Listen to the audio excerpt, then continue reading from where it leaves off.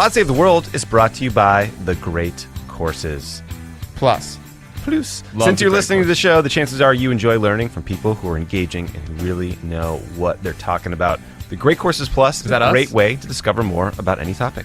Jean-Luc Picard used to say, engage. Sign up and you'll get unlimited access to learn from some of the world's leading professors and experts about virtually anything: politics, history, psychology, even Tai Chi or photography. As Jean-Luc Picard would say, engage.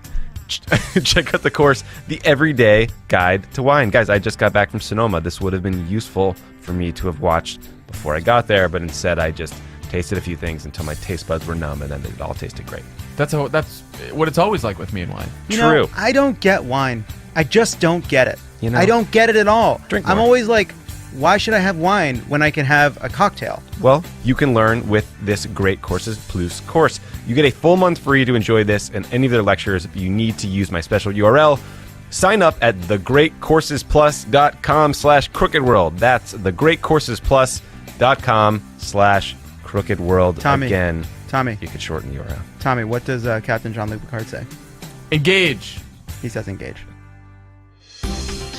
Welcome back to Pod Save the World. This is Tommy Vietor. Thank you guys for listening. I got a two-part show today. First, President Trump decided to withdraw from the Iran deal today. So I got on the phone quickly with Ben Rhodes, who you know well, to talk about what it means, what the stakes are, and what we should expect to happen next.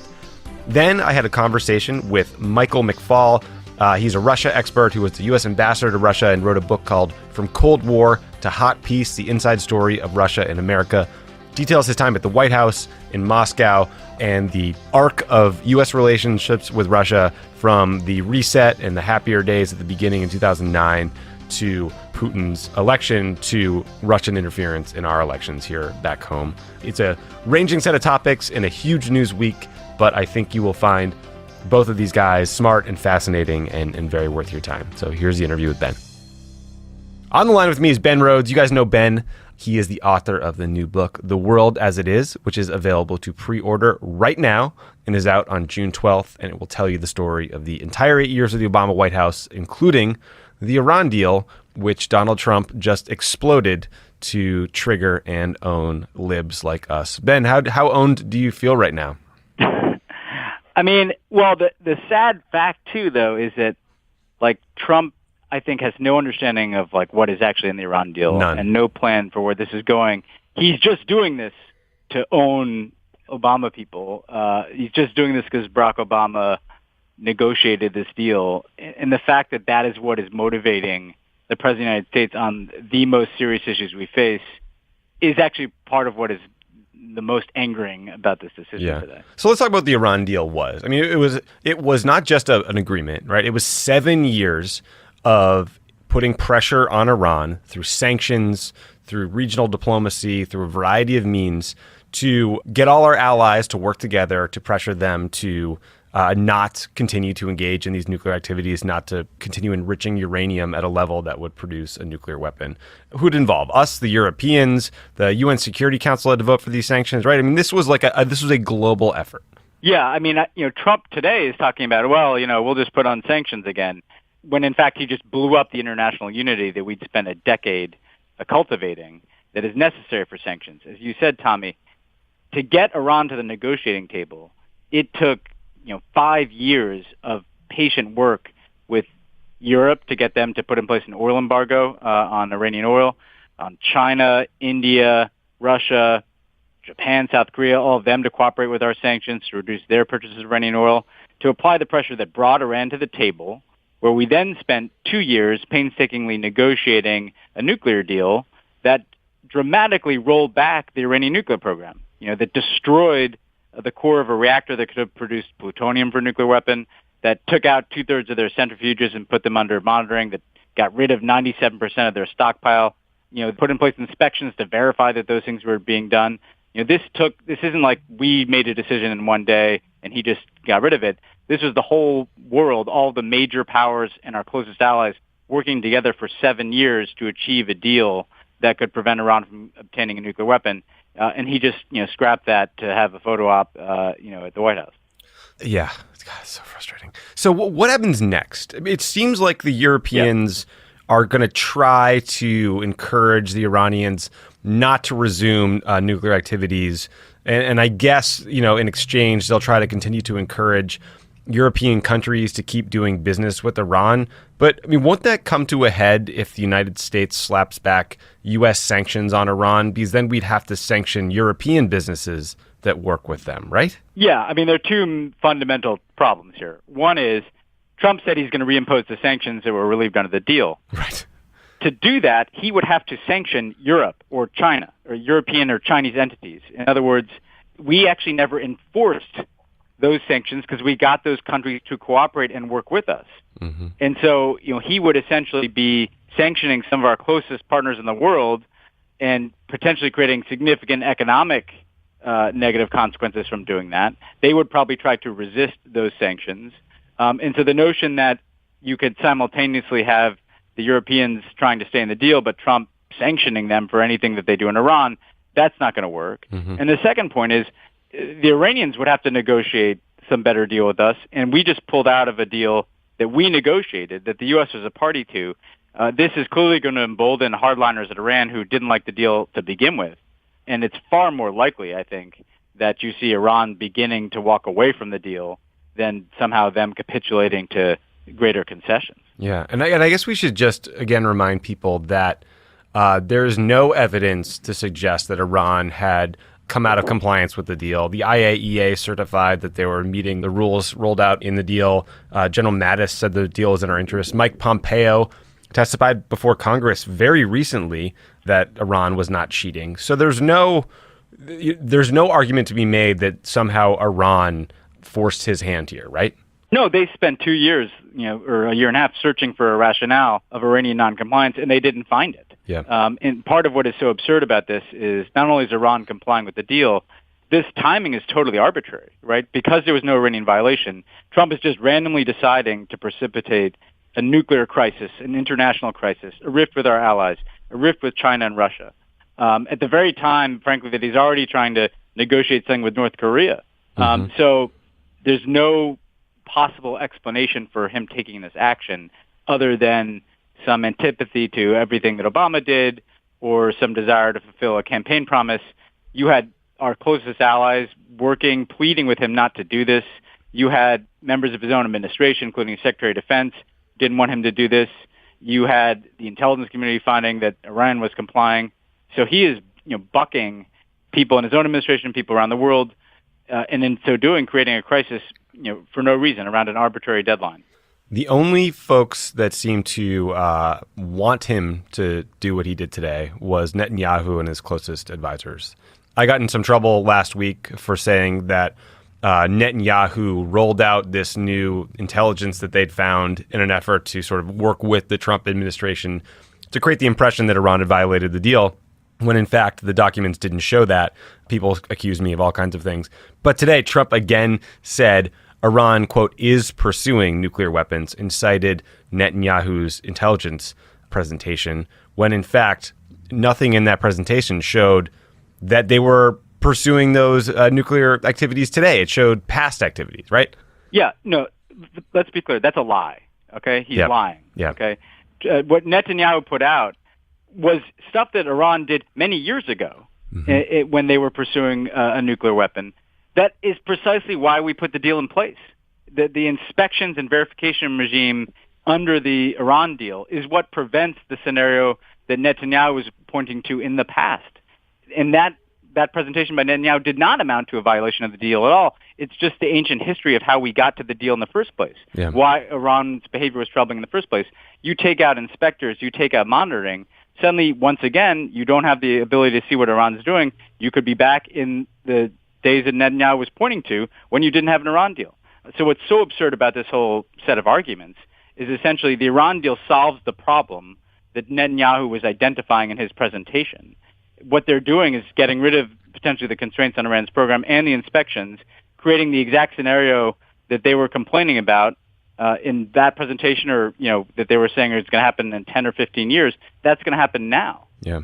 And until today, you could say, okay, until today, you could have made an argument that Trump was posturing in an effort to get the Israelis to force Iran to put in place some sort of follow-on agreement that might have limited their ballistic missile testing, or that somehow forced them to stop supporting bad actors in places like Yemen or in Syria. But all that leverage is now gone, unless I'm mistaken.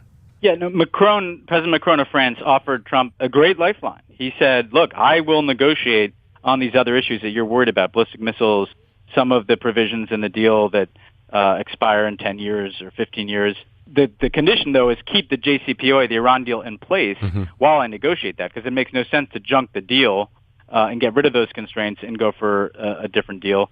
Let's build from the foundation of what's in the Iran deal. And Trump wouldn't even accept, that opening that Macron offered him. And that's going to create a crisis with our European allies that we haven't seen since the invasion of Iraq. I mean, the rift between the United States, France, UK, and Germany, and the EU, who are all party to this deal as well, it risks being as severe as anything we've seen since the 2003 run-up to the Iraq War. I'm frustrated to the point that it's sort of hard to articulate my feelings in a reasonable way about this. What do you think happens next? It'll play out over some time. The Iranians could try to work within the processes set up by the JCPOA to say that the U.S. violated the deal. They could go to the UN. There are any number of things that the Iranians could do to try to claim the high ground here, blame us. Then there's the question of, is Trump going to impose these sanctions? And if he does that mean, as we discussed it, he's going to try to impose sanctions on European entities? That will have to play out. So there will be a messy, few months here. But the problem, Tommy, is that they keep making these announcements as if they're not, long-term consequences. Mm-hmm. The long-term consequence here is if, as that plays out, Iran starts resuming some of its nuclear activity and the deal falls apart, then we could be faced with an unconstrained Iranian nuclear program. That could lead to a point where the Iranians are once again approaching the ability to produce enough nuclear material for a weapon, and we have to decide, do we start a war with Iran to stop them from getting that nuclear weapon? That's one very real possible consequence. But there are other consequences. This consistent trashing of international agreements that the U.S. is a party to, like the Paris Agreement, like TPP, like the Iran deal, is undermining American credibility in all of our efforts to try to achieve any other international agreements. If you're sitting across the table from the United States now, you're thinking, this is a country that doesn't honor its agreements. That will be a backdrop to the North Korean negotiations, but also to any number of other negotiations. It's going to undermine our standing in the world. We look like the outlier here. The rest of the world supports this deal, certainly the major powers that negotiated it, Russia, China, and the Europeans. We're now the outlier. What is the long-term consequence of the U.S. consistently being outside of the spectrum of views of our allies and the other major powers on leading and consequential issues? And that's not to mention the fact that the Trump administration says it wants to get tougher on Iranian behavior. Well, we just fractured the international unity that you need in order to hold Iran accountable, not just on the nuclear program, but other things. So, he is junking with this decision, not just potentially the constraints in the Iran deal and not just the potential for a conflict with Iran over its nuclear program, but he's setting back America's alliances, America's credibility in negotiated agreements, America's standing in the world. And that all is going to have medium and long-term consequences that we're going to be living with for not just months, but years to come. Yeah. And it's hard to overemphasize the fact that they have no plan B. And no one presses them on that. I mean, you heard at the end of the news conference, someone was saying, how does this help the U.S. be more safe and more secure? And he just wouldn't answer that simple question. Well, because, some of the coverage here is framed as, fulfilling a campaign promise or further undoing Obama's legacy. Well, guess what? Those things don't matter in the world. No. What matters is what actually happened, and I don't think anybody for the Trump administration could articulate for you what is going to happen now. Nope. I don't think they cannot say, here's what our plan is. Our plan is to do X and Y and achieve Z. They're just tearing things down with no plan for what comes next. And that's an incredibly dangerous way to approach something as serious as the Iranian nuclear deal, the Iranian nuclear program. But that kind of hostility to anything that resembles kind of competent, deliberate governance, cooperation with other countries, that the consequences of that approach are going to be felt on this issue and others, for a long time. Because again, if you're sitting in London or Paris or Berlin or Beijing, or any number of places around the world, and you're looking at this, train wreck, I mean, you're thinking like, well, is the United States under Donald Trump, a country that, I can rely on, that I can make an agreement with? Do I want to follow America's leadership? And frankly, not only those governments, but the people in those countries. Trump is so toxic and unpopular in Europe, and he basically just thumbed his nose at our key allies. The people in those countries are not going to want their governments to cooperate with the United States. Yeah. And that's going to make it harder for us to get things done in the world. So, again, this is not just about being able to have, Kellyanne Conway go on Fox News and say, he scrapped the Iran deal, he kept his promise, and Obama's bad. That doesn't matter. That's kind of irrelevant to what is actually going to happen here. Yeah, they have no argument on the merits. And one of the ways they have no argument on the merits is that some shadowy entity, some reports say connected with the Trump White House, hired a private investigating firm full of former Israeli spies and members of the military to go after you and Colin Kahl, who is Vice President Biden's national security advisor, to try to dig up dirt on people to destroy their reputations in an effort to undercut an argument about the Iran deal, because they have no argument on the merits. Well, a few points on this. One, if the Iran deal is so bad, why do you have to go, hire shadowy ex-Mossad types to dig up dirt on people to discredit the Iran deal? It should be easy, right? Yeah. It should be easy, right? But no, you don't have good arguments. You don't have the facts on your side. So what, you're going to have some Mossad cutouts, investigate me and Colin Kahl to undermine the Iran deal? Second is, what a chilling new world we're in. If, when you get out of government, you could be faced with, investigations to discredit you by political opponents, maybe, the people who are actually in power right now, whether it's here or in Israel. What world is that? What does that suggest to public servants? And Ben, what does that say about what they might be doing with the NSA or the CIA or the massive ways we had to surveil people through the U.S. government? Yeah, no, look, I faced the anti-Iran deal crowd is really, I faced a lot of stuff in government. They were constantly the most belligerent, personal, vitriolic voices attacking me or anybody associated with the Iran deal. But the notion that would then extend to hiring people to spy on my family, is so far beyond the pale. It eviscerates any norm of behavior that you would expect. Maybe Nixon, in his wildest, darkest dreams might have hatched such a scheme. But, it's a really chilling thing that, suddenly your arguments that you're waging in media and social media and politics aren't enough. You're going to hire people to dig up dirt on people and to spy on people's families. That's not a country we want to live in. It's not what you'd expect in the United States of America. No. You might hear about that happening in some authoritarian country and think that that's a terrible thing. The fact that that's happening here now, and it's connected to this whole weird belligerence towards the Iran deal that is so outside of the mainstream. It's a worrying direction for our country. This is not a scenario where they all do it. All politicians are bad. They all, dig up dirt. No. This is totally new. This is so outside the bounds of what's acceptable. The FBI should investigate this. Congress should hold hearings on what the hell happened here and figure out if this is tied to the Trump White House. Because if it is, that is a scandal that is massive, explosive, and they need to get to the bottom of it.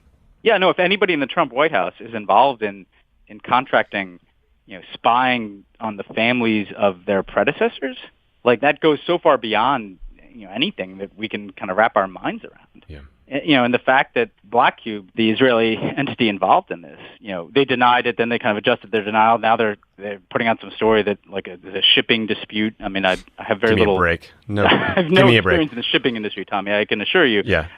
But why is there some Israeli entity involved in this? Conspicuously, obviously, the Trump administration, the Netanyahu government, hate the Iran deal and have been attacking me for years. It shouldn't spill over. Look, I take it, right? You're in government, you expect to get criticized, and sometimes the criticism can be personal. I didn't like it, but to cross that line would be a really chilling break from any past precedent in our country that I'm aware of. Yeah. From the good people at Black Cube who tried to destroy the women who were assaulted by Harvey Weinstein. That's a hell of a pedigree. Ben, this is a depressing, awful day. Thank you for helping us understand what the hell happened. and what happens next. And well, no, and I think, one last point for Please. your audience. It's important to kind of care about these issues too. We spend, rightly so much time mobilizing around healthcare and immigration, but national security, foreign policy, these are kind of issues that aren't on top of you until they are. And the consequences of decisions might not be as immediately evident as a tax cut, but they may come a year or 2 years from now, right? But then you look at something like the Iraq War, that cost us trillions of dollars, and that was both a humanitarian catastrophe in Iraq, but think of what that money could have been spent on. Think of the priorities that could have been addressed if we weren't in Iraq for a decade. So, I do encourage people, like, Trump is going to be increasingly constrained at home, by Congress, by investigations. As we saw today, the U.S. president is pretty unconstrained on national security. Sure is. And so this is an area where I think people who are concerned about the direction of our country, they're going to have to focus more attention, unfortunately. I agree. All right. Thanks, man.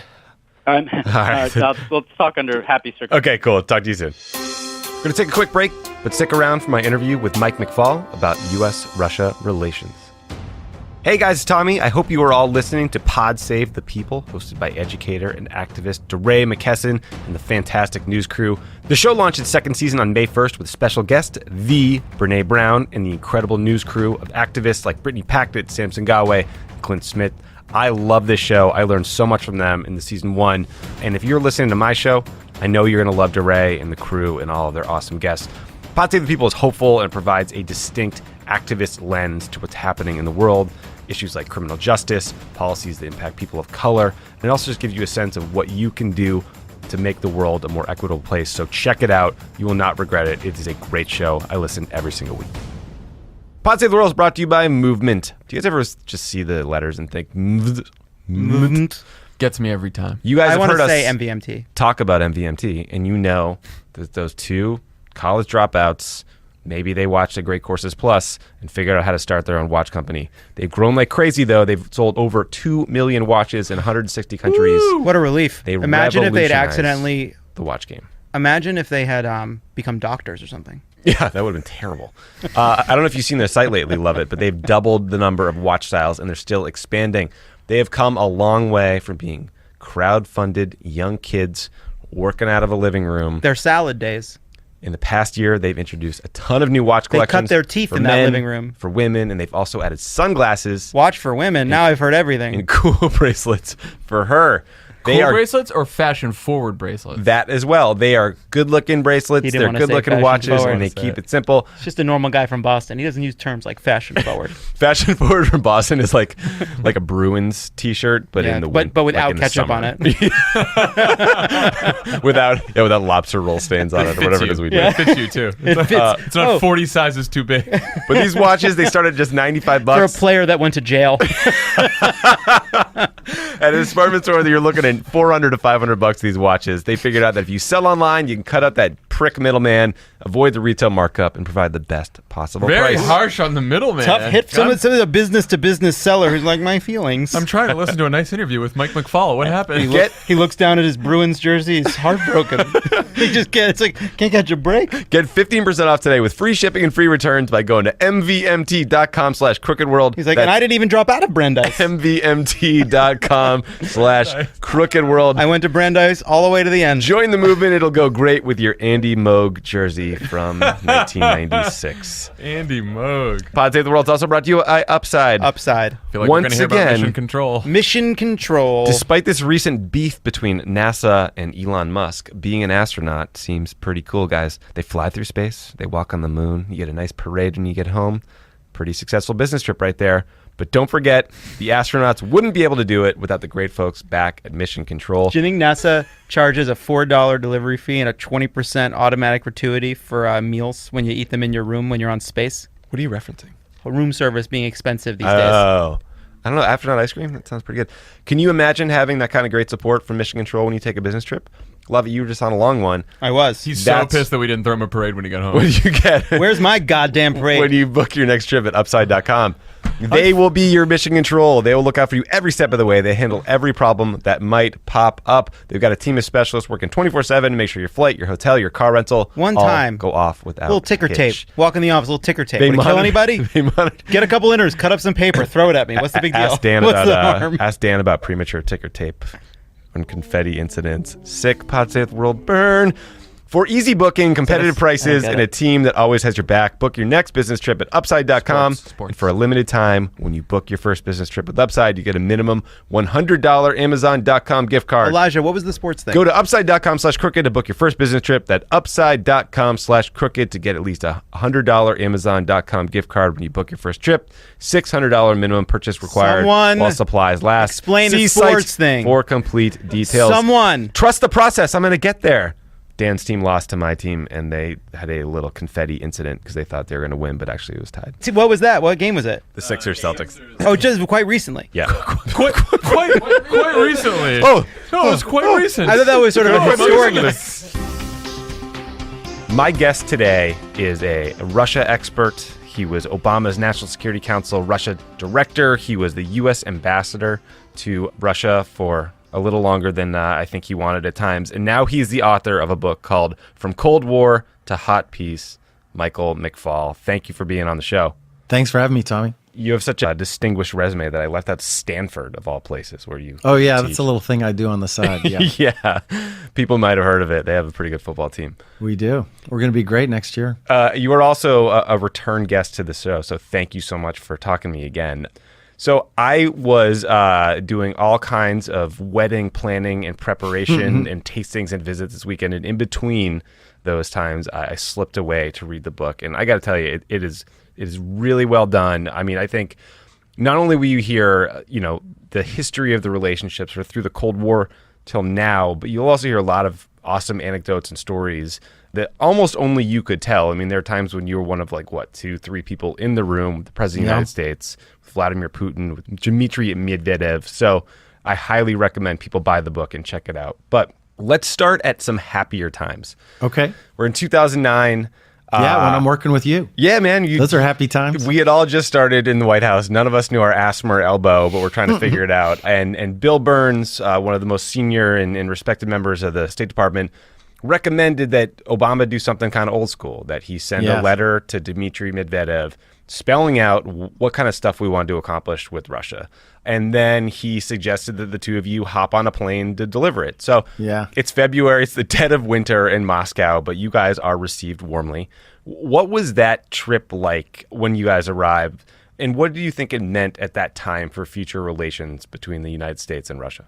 Well, first of all, remember, it was just weeks into our administration, right? Literally. I showed up on January 21st, 2009, and we took that trip February 10th or 12th, as I recall. And during the transition, we had devised a policy towards Russia. We called it the reset. Actually, the president-elect used that word first in an interview in December, and we liked it. And I remember McDonough pinging me on email. I said, that word sounds, I wrote it, I think, or somebody, we all wrote it together, right? But I remember it sticking and thinking, that sounds right. And we were just kind of getting the policy ironed out. The president had talked to Medvedev once or twice. And we had this idea that we should kind of write things down so he could look at it and read it. And we did that. We wrote the letter. And, it was weird for me. I'm a Silicon Valley guy. The idea that we would get on a plane and deliver a letter Right. and not just put it in an email, or didn't we have an ambassador we could send it to him and to do? I remember thinking that was really old school. And we didn't just hop on any plane. We just hopped on some commercial plane, by the way. This was not Mil Air. This was, back of the bus economy class. That's what you do when you work at the White House, as you may remember, Tommy. I do. But Bill was right, because it allowed us to meet many of the important players that would become partners with us in doing this policy. And, it allowed us to begin to do other parts of the reset policy, which was to engage not just with the government, but societal leaders as well. So it was a smart move from a smart guy.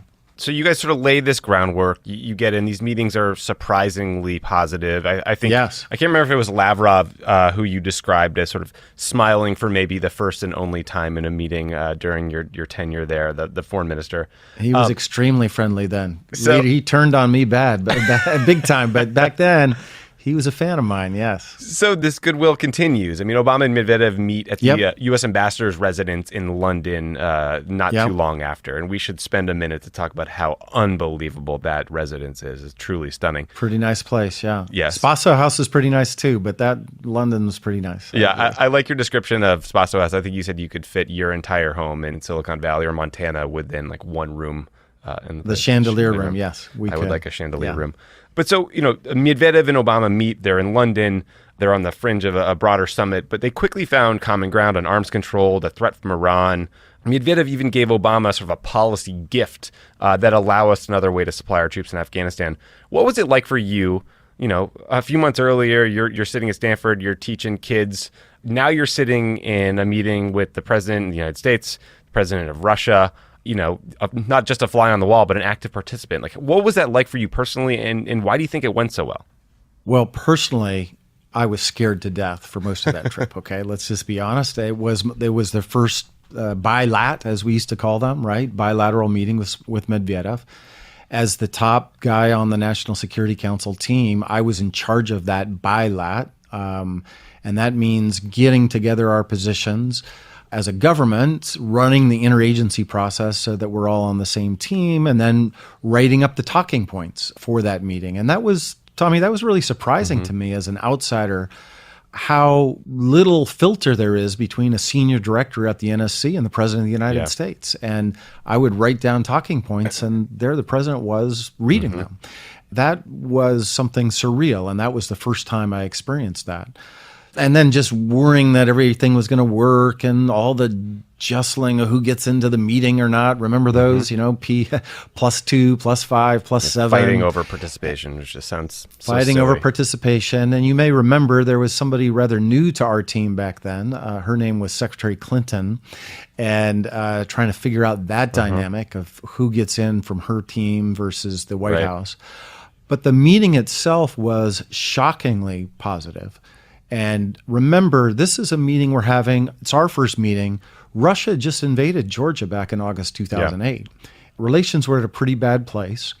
And Medvedev came into that meeting prepared.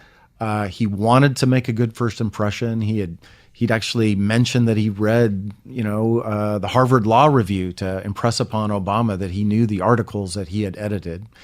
And remember, your listeners need to remember, Medvedev is a younger guy. He's a decade younger than Putin. Did not go to KGB school. He's a lawyer, fluent in English, savvy on social media. And he wanted to make an impression on another young guy, lawyer, about his age. And he did. And to your point, he came with a gift for allowing us to fly our troops through Russia. We hadn't done that, I think, since World War II, by the way. And he wanted to lean in to say, we can make relations work. And that was the mood of the meeting mostly. There was one moment that made me especially nervous. As you remember, we would do pull-asides, right, with the president, and where we'd clear out the room and they would just chit-chat among themselves. And for the pull-aside, there was one sensitive piece about Iran that Obama was planning to talk with Medvedev. Remember, we were still trying to cooperate with Iran on the way to pressure. But I wanted to talk about human rights because a friend of mine had just been beaten up on the streets of Moscow literally 2 days before. And I snuck that in, and there was a little tension among our White House team, whether that is the right thing or not. I remember sitting in the bar of the Churchill Hotel, that's where we were staying. And, talking to Gibbs and Axe and Dennis McDonough, and should this be there, should we not put it in there? And we agreed, let's put it in there and let the president make a game time decision about whether to raise it. And after he came out of the meeting, he did raise it. And that's when I thought, okay, President Obama, he gets the full plan here about the reset. It's not just about engaging with the government, but also thinking about Russian society. And so, like, that meeting was sort of shockingly positive, but that tone and tenor of the meetings and conversations between Obama and Medvedev, and you were literally in attendance or on the phone for every single one of them, it remained positive throughout that time. I mean, there's an anecdote in the book about how you set up a meeting for them in Moscow to continue to hammer out the details of an arms control treaty called New START. And, the only sort of negative thing that came out of it was Obama letting slip that he was jealous of Dmitri's office because it was huge and in the Kremlin and amazing. But how much of the reset do you think was just these two leaders hitting it off or being more generationally in line than, say, Putin later on? Well, you're reminding me of that time walking around the Kremlin, because the Kremlin is a lot more impressive than the West Wing. And I remember him saying, man, all these ornate rooms. And I said, yes, Mr. President, don't forget they had a revolution here because of these ornate rooms. So, and he smiled as he does. It's a great question, Tommy. And it's kind of, one of the big themes of the book, right? Do individuals matter or not? Or are relations between states structured by the balance of power in the international system or history? And I firmly come down on the side that individuals matter, and that you did see a shift with Medvedev and with Obama too, by the way. He was a new guy too.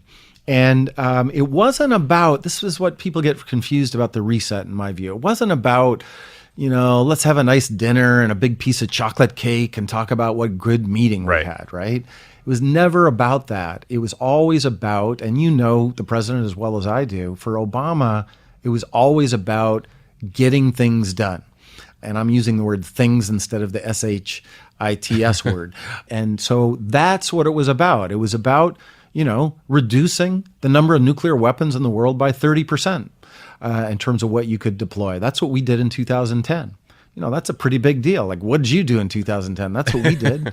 That's a real thing, right? Sanctions on Iran, most comprehensive set of sanctions against Iran ever. That led to the nuclear deal. Getting the NDN, an acronym I'm sure most people don't remember, but the Northern Distribution Network allowed us to supply our troops in Afghanistan through Russia and Central Asia, and by doing so, reduced our dependency on Pakistan. When we came into the government, over 90% of our supplies went through Pakistan. And as a result of reducing that, we could take the action we did against Osama bin Laden in 2011. And I just mentioned those three things because these are not small ball things like, increasing the number of visas or things like that. We did those things too. But these are core national security interests for the United States. And I believe because Medvedev thought that it was in his interest as well to pursue these things, those two leaders at that time and place got these big things done.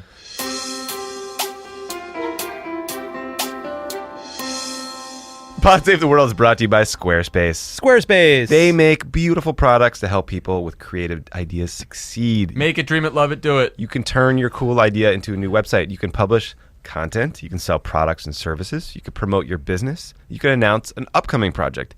Any way you want to showcase your work, you can make it with Squarespace. Maybe what if you were somebody who was launching a small business based on some recent press and you had $130,000 to burn to promote upcoming appearances around the country? Yeah, I would make an awesome Squarespace site. What would you call it? I don't know. Something about the weather. I can't think of an idea right now. Keep going.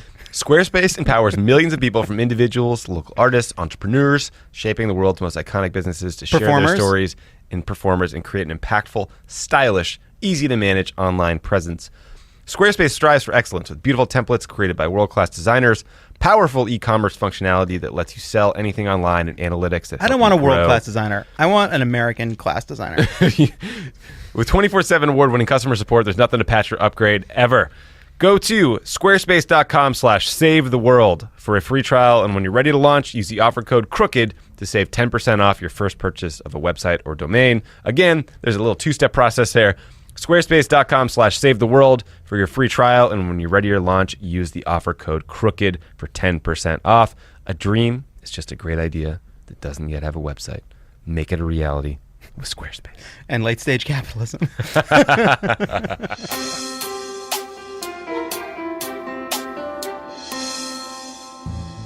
I just want to give another shout out to a great podcast called Intercepted. It's hosted by Jeremy Scahill. He's a veteran war reporter, an Oscar-nominated documentary filmmaker, and the co-founder of The Intercept. He has dug deep into all kinds of shady characters around the world, including a best-selling book called Blackwater about the mercenary company founded by Eric Prince, and Dirty Wars about the covert wars fought by the U.S. overseas.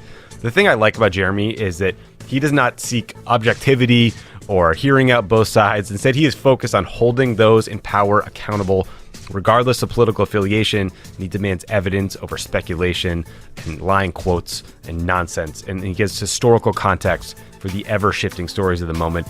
Everyone knows the old adage, trust but verify, but for Jeremy, that's not his policy. It is distrust and verify. The show features great journalists, politicians, historians, artists, musical guests. They talk about a whole range of topics, international and domestic. I highly, highly recommend it. Jeremy is smart. He's funny. He doesn't take any shit from his guests or from politicians or from people in power, and it's worth hearing him out. So, obviously things changed quickly when Putin decided to run again, and when there were a whole series of protests in Moscow regarding the election, regarding his rule, etc. Lucky for you, this was right around the time that you went to Moscow to become our ambassador, and things take a dark turn.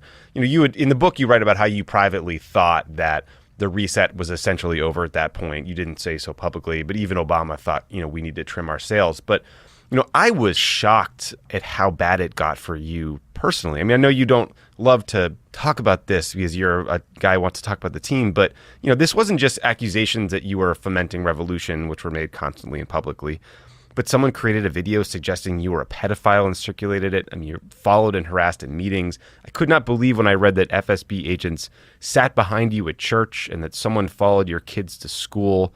Medvedev seemed to try to say it would be okay, it would calm down, don't take it personally, but how do you not take that personally? I mean, the president of the United States is stepping in and saying, stop harassing my guy. But even that didn't seem to work, right?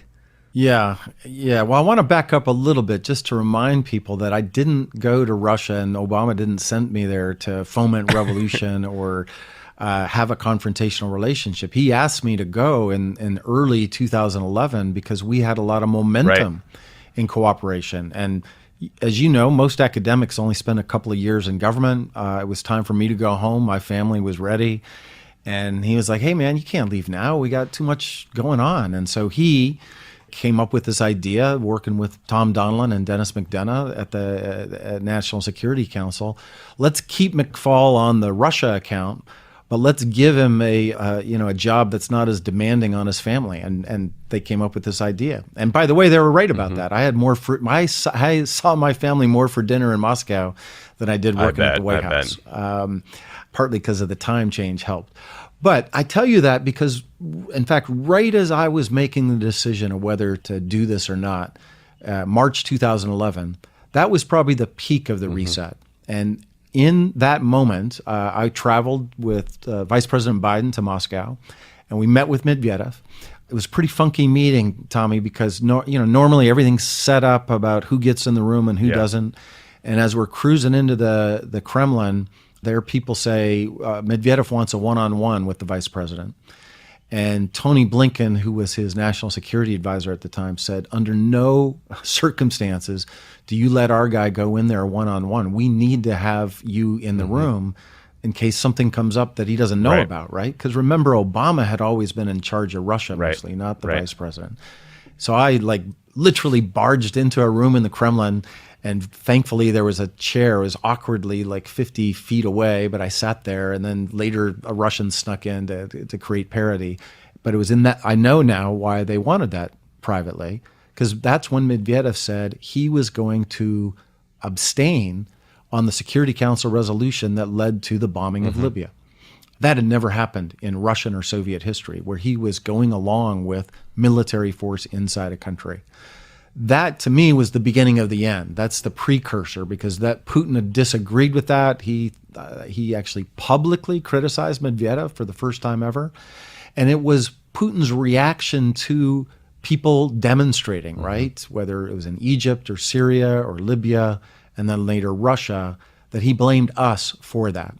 And blamed the CIA, blamed the Obama administration, said we're just like everybody else, even though the president had tried to convince him earlier that we were different. And so I arrived, like you just said, right as there were these massive demonstrations against Putin. And he needed an argument for his electorate to mobilize them against us and against those protesters. And he chose me. So I literally became the poster child of all this disinformation. And I say literally because they put out posters with me, sometimes photoshopped with me looking like I'm handing out money or looking like I'm campaigning for Navalny, one of the opposition leaders. There's a nice one of you in a dress, I believe, in the book. Yes, as well. Yes. I look very thin, don't I, in that one? It's called McFall Girls 2012. McFall Girls, yeah. That was the calendar they put out with me and all the opposition leaders. Strange. And then it got pretty dark, like you said. I mean, the day that video popped suggesting that I was a pedophile, that was shocking. That was only the first month that I had been ambassador. And even mentioning it right now, I kind of hesitate because how do you deal with disinformation like that? You say, of course, I'm not a pedophile. And they say, whoa, but maybe you are. Oh, I'm not. Believe me. How do you prove a false positive? And, we had some friends at Google and they very kindly took it off of YouTube, but it appeared on other websites very quickly. And to this day, if you go on to the Russian search engine Yandex, McFall pedophile gives you 4 million hits. And that disinformation, which back in 2012, I don't think a lot of Americans understood was part of the Putin playbook. Now we know it is, and we saw it play out in our own country. That's a real canary in the coal mine moment for the disinformation propaganda campaign he waged during the election. I guess what I was trying to understand, and maybe it's unknowable, is I get using you and your background and the fact that you are a democracy expert, is written about revolutions, using you as a foil politically makes sense. But the personal stuff. I mean, like following your kid to a game, that is just fucked up. And I don't get why they would do that to you as an individual. I struggle to get it besides just raw psychological operations. That's what it was. So it wouldn't happen all the time. I want to make that clear. It would come and go. And I want to get to some of the great things about being the U.S. ambassador, too, because on balance, it was a fantastic job. I mean, representing the greatest country in the world, the United States of America, in Russia, driving around, in a black car with Suburbans with the American flag flying. I love that. And I loved, hosting the NBA and Herbie Hancock and engaging on all dimensions of society. But this stuff was serious, as were by the death threats against me. And it was psychological pressure, Tommy. I mean, they knew that this was a way to get under my skin, to show up at my son's soccer game, stand behind us, and then the same two goons standing behind us as we're in McDonald's. And, I have a security detail, right? So they're identifying these people. It's not like they weren't trying to hide. I mean, if the KGB, they're called the FSB today, if they want to follow you in Russia and you not know it, they can do that. They're really good at it, believe me.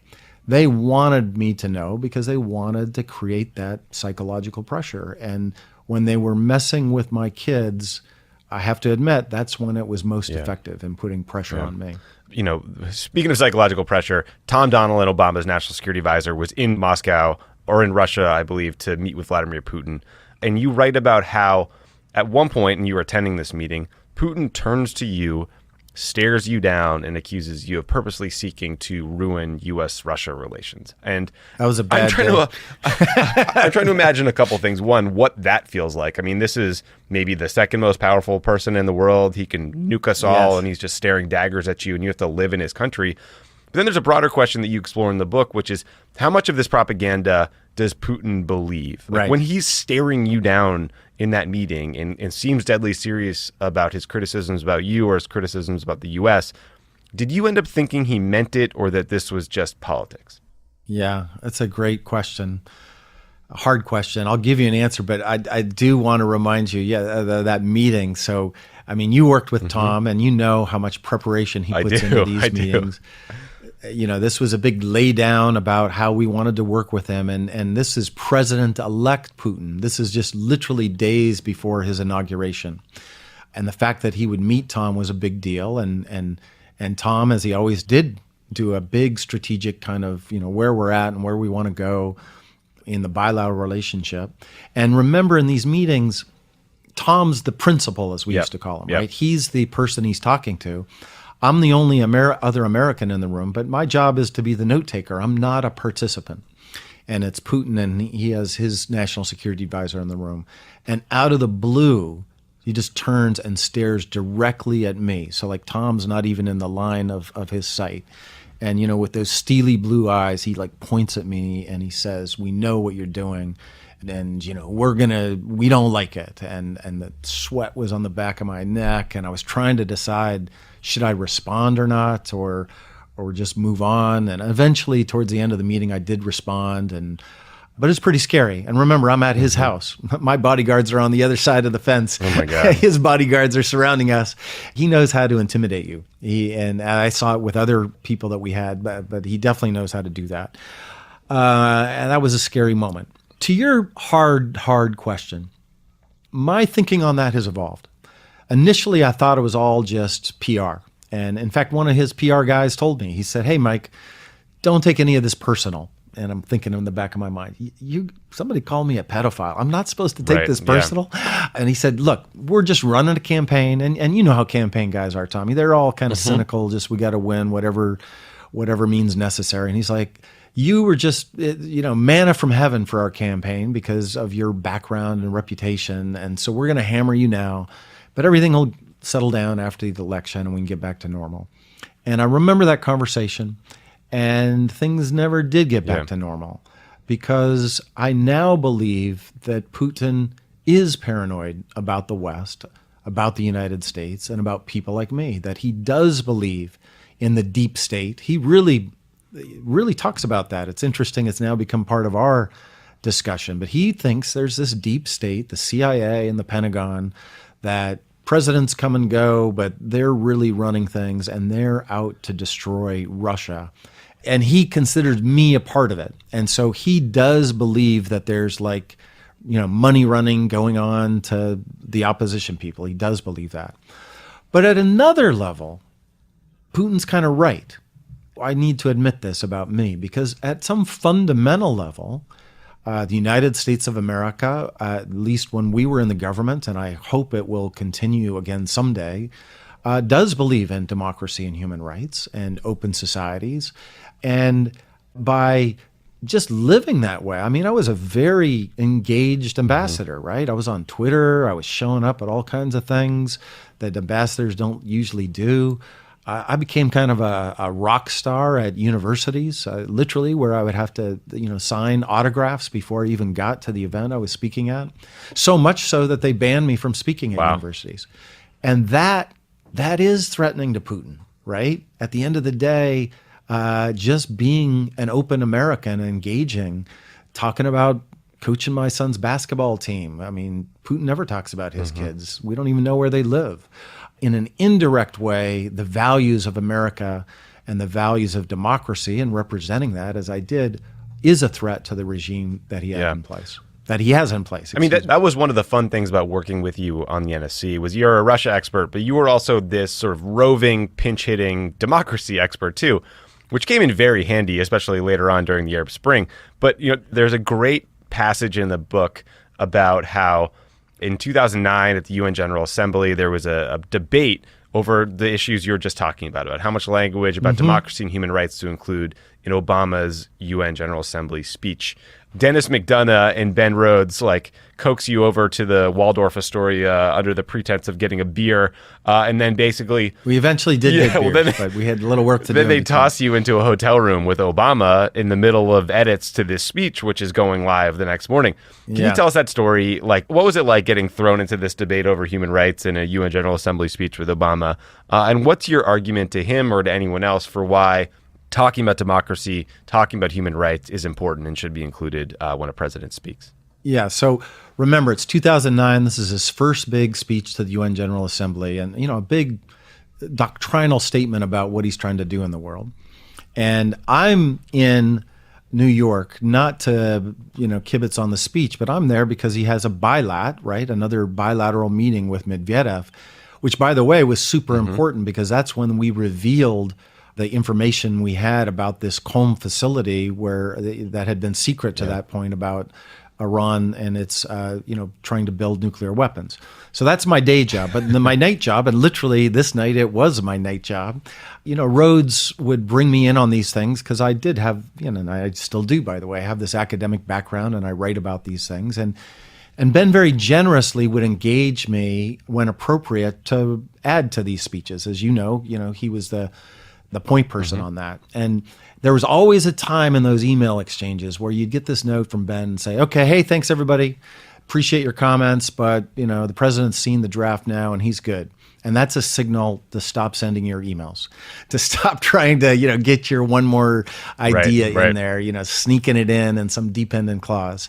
And so I got that email and I thought, okay, we're where we're at. That's the end of the story. And in that speech, there were 4 pillars that the president talked about. I won't go through them now, but people can look them up.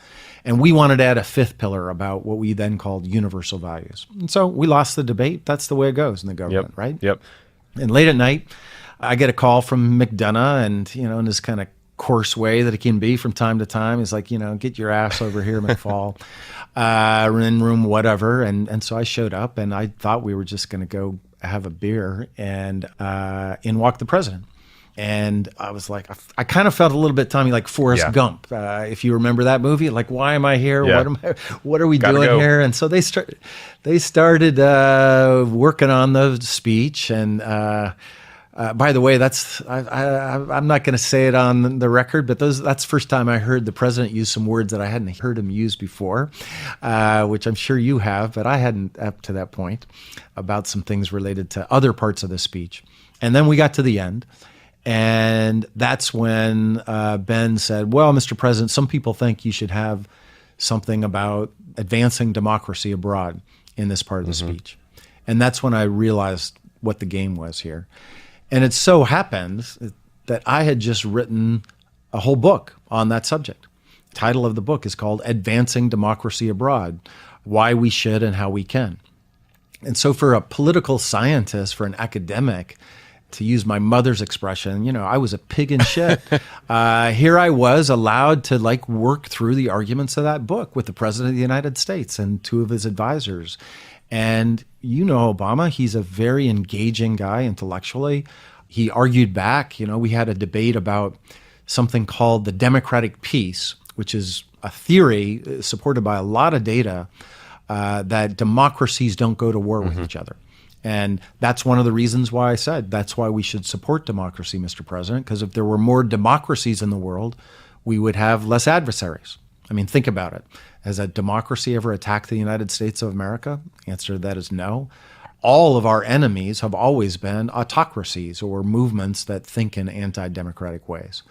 But there's this paradox that democracies don't go to war with each other, but countries that are democratizing sometimes do become more war-prone. I disagree with that argument, but it's an academic argument. And there I was, arguing with the president about those theories. And it was great. It was fantastic. And he then walked out, and then he came back in. This time he didn't even have his shirt on. He just had a T-shirt on. He said, okay, well, I got one more point I want to say, and talking about the rule of law. And then he said, okay, guys, I'm going to go watch ESPN Sports Center. You guys clean this up. Just a lava lamp short of a college bowl session. Yes, exactly. And then 10 minutes later, I don't think I write about this in the book, McDonough got pinged on his BlackBerry as we're sitting down in the bar with he had one more idea.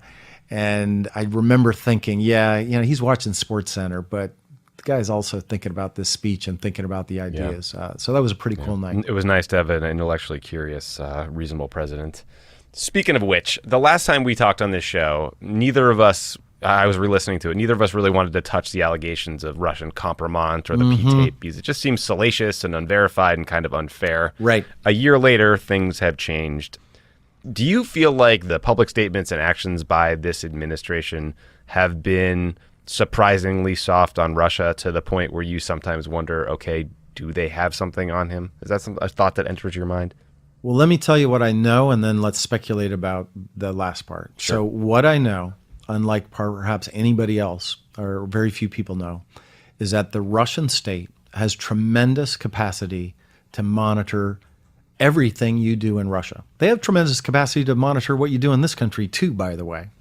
But in Russia, tremendous capacity. Every email I sent, every phone call I made, every movement I made in my own house, I had to assume that it was being recorded. Okay? Think about that last sentence just for a minute. Everything. And we had a special room, a kind of room that was like, if you remember the movie Get Smart, where you have to go like through 7 doors to get there. We had a room like that in the embassy when we had to talk about sensitive information. And in fact, now that I remember, Tommy, when you and I traveled to Moscow, July 2009, we stayed at the Ritz-Carlton, the same hotel that Mr. Trump stayed in 2013. And to be able to have a secure conversation. You remember, usually we had those blue tents, right? We set them up and the weird music was playing and you checked your cell phones and Blackberries and then you went into those tents to look at classified information. For Russia, we went to an extraordinary, an even more extraordinary step. We built what looked like a submarine. That's how I remember it. Part by part, shipped in from Washington inside one of the suites in the Ritz-Carlton so that we could go in there and brief the president before he saw Medvedev. That's the kind of precautions we did to have a conversation, and literally a conversation about like what he's going to say at the press conference. I was thinking, my God, a lot of effort here just to have Gibbs and Axe go back and forth about what he's about to tell the world in 45 minutes. But anyway, I tell you that because that's what the Ritz-Carlton is. Right. That's the capacity they have. Obviously, I don't know what Mr. Trump was doing in that hotel room, but if he did anything and said anything, the Russians have it. Yeah, yeah. Oof. The book, again, is From Cold War to Hot Peace. Mike, the trajectory for U.S.-Russia relations aren't great right now. Putin won another contested election. He's locking up opposition figures like Alexei Navalny, I believe, just this past weekend. Yes, and 12-year-old kids, by the way, that's just past horrendous. weekend. I mean, so despite Trump's attempts to warm relations or say nice things or, you know, not put harder sanctions on despite Congress requiring him to, things aren't getting better. Do you think it's possible to get the relationship back on track with Putin in charge, or is that, you know, make it feel destined to be rocky for a little while?